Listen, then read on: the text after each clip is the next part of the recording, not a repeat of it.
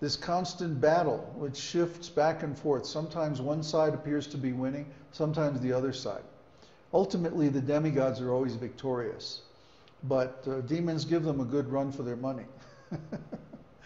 So basically, the drama that we experience here on Earth, for example, is that since the beginning of the Kali Yuga, the demons have basically been in control.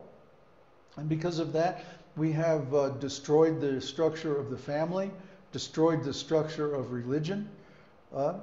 Material science has become very prominent now, and spiritual science is almost unknown. Because the demons are in charge, and the demons like to exploit material resources for their personal enjoyment. That's the nature of demons. That's the way their personality works. So they're going to minimize anything that gets in their way, like religious principles, ethics, things like that. And they're going to try to increase the facilities for material enjoyment. And what do we see in the world today? Exactly that. So we can understand that the demons are in charge. They may not be publicly in charge, but behind the scenes they're manipulating everything. Since Kali Yuga began about 5,000 years ago, this drama has been unfolding where the demons become more and more influential in daily affairs of everybody. Now that's about to change. We're going to go through a big change, and then the demigods are going to be in charge of the earth for 10,000 years. Then after that, it goes back to the demons, and back and forth, back and forth. That's the drama. That's the story. That's the what is it called? The backstory. You want to know, for example, you tune into a television show, and you see something going on, but there's always a backstory. Where did these people come from? Why are they in a particular kind of relationship? What's motivating their activities? And why are they doing what they're doing? So when we look at the world today, we want to know, why is the world such a mess? Well, that's the backstory. It goes all the way back to the beginning of the universe, the demigods and demons fighting over the nectar of immortality. Any more questions? Are demons only affected by the modes of ignorance and passion? And any sign of goodness are just phony? No, they actually, they understand the Vedic philosophy. The demons have quite a bit of mystical powers, which they derive from the mode of goodness.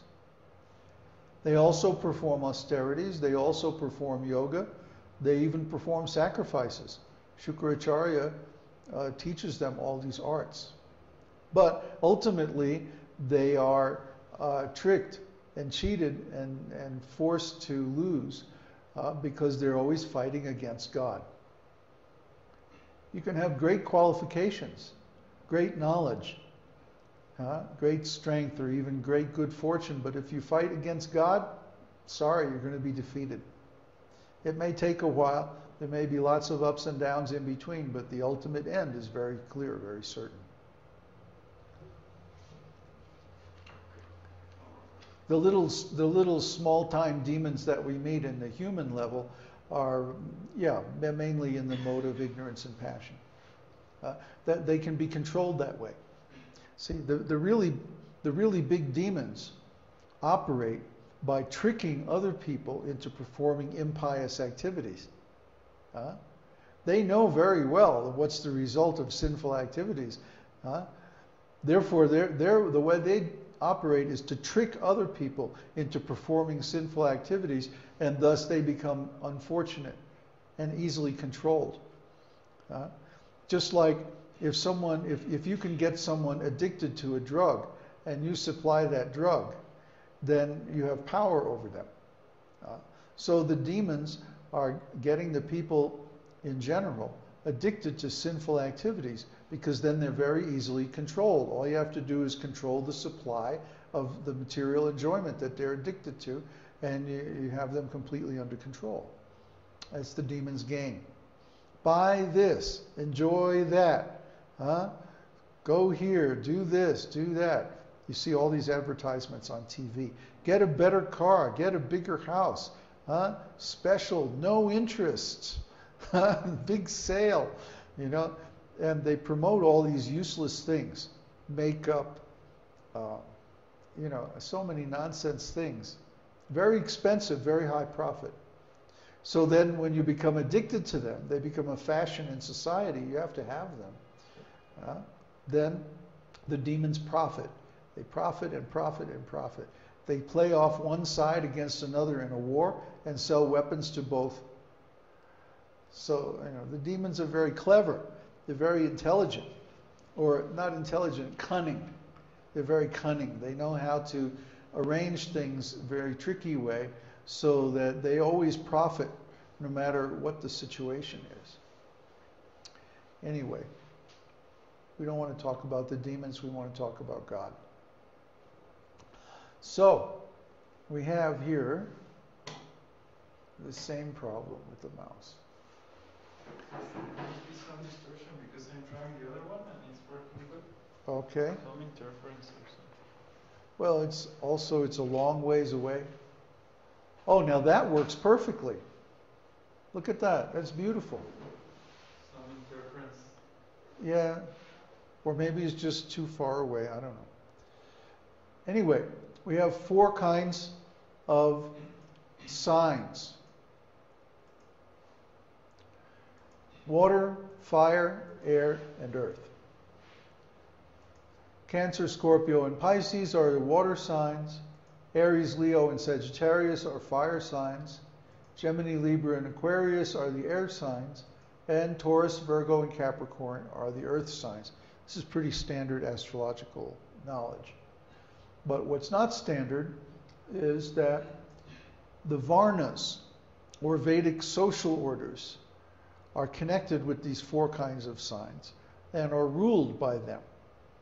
So if you see someone who has most of their planets in water signs, you know they're a Brahmana, or a priestly intellectual class of men. And they're ruled by Vishnu, mode of goodness. And if you see someone with most of their planets in fire signs, they tend to be a kshatriya, warrior or administrator, and they're ruled by Lord Brahma, the mode of passion. Similarly, someone with most of their planets in air signs tends to be a Vaishya, and they're ruled by Brahma and Shiva, or the mixed modes of passion and ignorance. And someone with all earth signs is a Shudra, laborer or artisan, and they're ruled by Lord Shiva. So we see that Lord Shiva is very popular. A lot of people like Lord Shiva because he gives material enjoyment. Most of the population is actually Shudra class. More than 90% of the population is Shudra. Why? Because they're so materially attached that they're always lamenting. Shudra means lamenting. Someone who laments is a Shudra. Well, why we should lament? We are all spiritual and eternal. But Shudra means to identify with the material body. And because they're identified with the body, then they have to lament. Because the body is always changing. And we're always growing old, and we're always getting sick, and this and that. Constant changes of the body. Because of this body, if we identify with this body, we're always going to be lamenting. But if we know that we're the spirit soul, then we have no reason to lament, because we're eternal. That the body may change, but you know, everything in this material world changes. Everything grows old and becomes useless after a while. Why should we lament over it? Is lamenting going to stop it? Is lamenting going to stop the inevitable march of time? No. So lamenting is basically useless waste of energy. Don't bother lamenting.